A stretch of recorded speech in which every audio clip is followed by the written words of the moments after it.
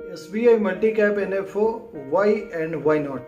जी हाँ, ये शीर्षक है इस वीडियो का और ये इसको एज ए सिक्वल मैं बना रहा हूँ जो इसके पहले का वीडियो है, why SBI multi cap NFO is different from other multi cap NFOs।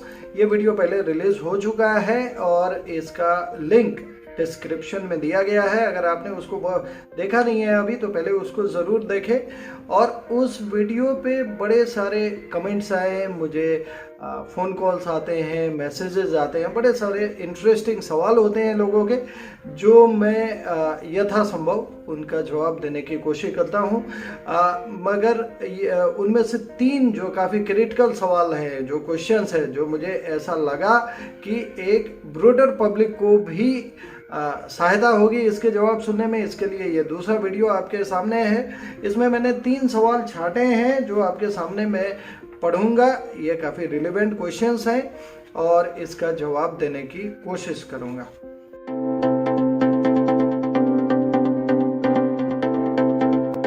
तो पहला सवाल है, महेश राव जी हैदराबाद से लिखते हैं, currently markets are volatile, should I invest in SBI multi cap NFO? आप देखिए, मार्केट्स आर वेरी वोलेटाइल और वोलेटिलिटी को अपना फ्रेंड भी बनाया जा सकता है और वोलेटिलिटी से डरा भी जा सकता है। तो जब आप वोलेटिलिटी से डरते हैं तो वो जो ग्रीड और फियर का जो हमारे इमोशनल बायसनेस है वो सामने आ जाती है। और जब भी एक डाउनवर्ड वोलेटिलिटी होती है तो फियर फैक्टर आ जाता है और अपवर्ड वोलेटिलिटी में हमारा ग्रीड फैक्टर आ जाता है और ये हमारे पैसों का हमेशा नुकसान करता है। अब ये तो हो गई थोड़ी टेक्निकल बात है, इसको सरल हिंदी में समझते हैं, एक स्पिरिचुअल लिंकेज देखते हैं। देखिए, मार्केट्स 3 चीज़ों से ड्राइव होती है। वो 3 चीजें क्या है? Fundamentals, liquidity and sentiments. Fundamentals body है, जैसे हमारी आपकी बॉडी है, और लिक्विडिटी इस बॉडी में जान फूंकने वाली आत्मा है, और सेंटिमेंट माया है, जिस माया के संसार में हम लोग रहते हैं।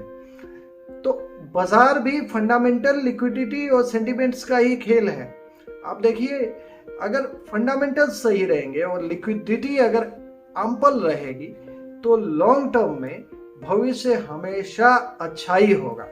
अगर बॉडी है और आत्मा है, हम मेंटल हेल्थ और फिजिकल हेल्थ दोनों का ख्याल रखते हैं तो आने वाला भविष्य तो अच्छा ही होता है ना। यही हाल इकोनॉमी का भी है। और जो तीसरा फैक्टर है, जो सेंटीमेंट है, जो माया है, ये शॉर्ट टर्म इम्पैक्ट डालती है, हमेशा उतार चढ़ाव, और जिसको आप वोलेटिलिटी कहते हैं, इसका कारण सेंटीमेंट ही होता है। आप देखिए, जब भी एक यूनिलेटरल बुल रन आता है, जैसे लास्ट ईयर हमने देखा, लगातार बाजार भागता ही रहा, एक लोअर सर्किट 25,000 का टच हुआ और इसके बाद बाजार 61,000 के आंकड़े को भी पार कर गया। तो इस यूनिलेटरल बुल रन के बाद एक वोलाटाइल फेज आता है और 2022 का फेज में वोलाटिलिटी रहनी थी। ये तो ज़रूरी चीज़ था। क्या होता है कि ट्रेन जब आगे निकल जाती है, छूट जाती है, तो बहुत सारे जो पैसेंजर प्लेटफॉर्म पे ही छूट जाते हैं, तो कभी कभी ट्रेन वापस आती है ताकि छूटे हुए पैसेंजर भी ऊपर चढ़ जाएं। तो it also gives an opportunity. तो आप ये देखिए कि एक दिन 14 फरवरी को 1700 पॉइंट मार्केट गिरा।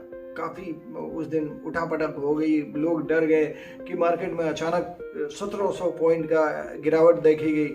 आप देखिए, इसका बेस इतना बड़ा है, 58,000 की मार्केट का बेस अगर 3% ही गिरा तभी 1700 पॉइंट हो जाता है। तो एब्सोल्यूट टर्म में तो काफ़ी बड़ा दिखता है, मगर परसेंटेज टर्म में इतना भी ज़्यादा फॉल नहीं है। ये चूंकि बेस बड़ा है इसलिए आपको एब्सोल्यूट टर्म में ज़्यादा दिखता है। एक न्यूज़ आई कि जी रूस यूक्रेन के ऊपर धावा बोल देगा, चढ़ाई कर देगा, वॉर छिड़ जाएगी, इस कारण से मार्केट लुढ़क गया। अगले दिन फिर से रूस ने क्लैरिफिकेशन दिया, कुछ फोटो भी डाले मीडिया में कि हम अपने ट्रूप्स को वापस ला रहे हैं, यूक्रेन पे चढ़ाई करने की योजना नहीं है। तो 1700 पॉइंट मार्केट फिर से बढ़ गया 15 तारीख को।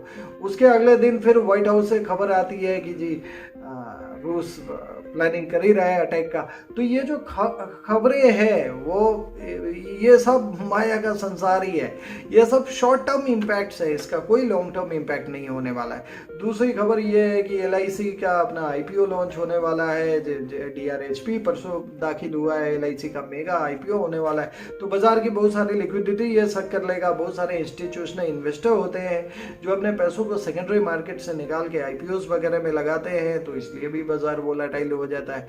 फेड की इंटरेस्ट रेट बढ़ाने की जो खबर है ये भी काफ़ी पुरानी हो चुकी है, मगर मार्च महीने में कितनी बार इंटरेस्ट रेट हाइक हो सकती है, this is also a reason of market volatility. So they are ample reasons, market will be volatile and volatility is the nature of the market. अब आते हैं SBI मल्टी कैप के behaviour पे।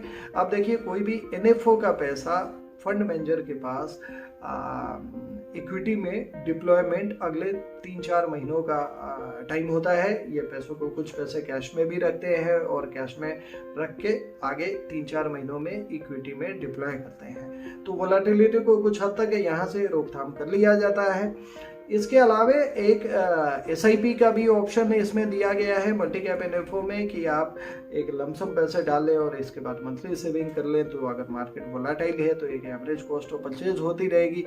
एक third option भी है जिसमें आप ट्रांचेज में इस NFO में पैसे आपके ट्रांसफर होते हैं। और इसको समझाने के लिए आप यूँ समझे कि अगर मान लीजिए 5 लाख रुपए आपने लगाया है तो 5 लाख रुपए में से 2.5 लाख रुपए तो NFO में एक बार में गए और बचे हुए 2.5 लाख रुपए ओवरनाइट फंड्स में निवेश किए जाते हैं, जो कि मार्केट से जिनका कोई सरोकार नहीं होता है, और ये अगले 6 महीनों में मार्केट में एज ए STP इंट्रोड्यूस किए जाते हैं। तो यहाँ से भी वोलेटिलिटी का काम हो जाता है।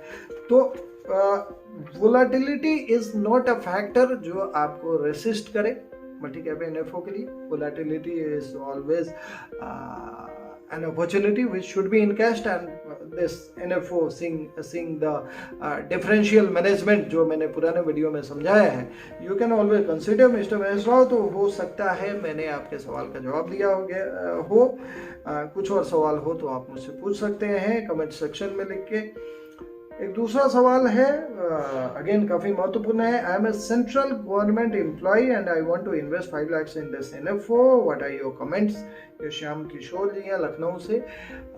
तो श्याम किशोर जी, मेरा जवाब ये है कि सबसे पहले तो आपने ये देखना है कि क्या ये 5 लाख रुपए ही ओवरऑल म्यूचुअल फंड का बास्केट है जो आप निवेश करना चाहते हैं, और आपका ओवरऑल सेविंग का क्या परसेंटेज है।